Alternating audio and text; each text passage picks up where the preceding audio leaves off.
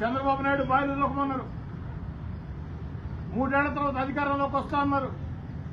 వస్తే ఇదే పద్ధతి అన్నారు. మీరు మాట్లాడుతూ ఉంటే మీ పక్కన మీ అనుచరులు రఫా రఫా రఫా రఫా రఫా రఫా రఫా అంటున్నారు. ఏంద్రా స్వామి రఫా రఫా? ఏంద్రా రఫా రఫా? ఇదేమన్నా టెంకాయ చెట్ల రఫా రఫా? అరటి చెట్ల రఫా రఫా? అవునాయా? జగన్ రెడ్డి గారి పక్కన చేరి రఫా రఫా రఫా రఫా రఫా అంటున్నారే. 16 నెలలు మీ అధికారాన్ని వదులుకొని జగన్ రెడ్డిని ధిక్కరించే ఈదుల్లోకి వచ్చా.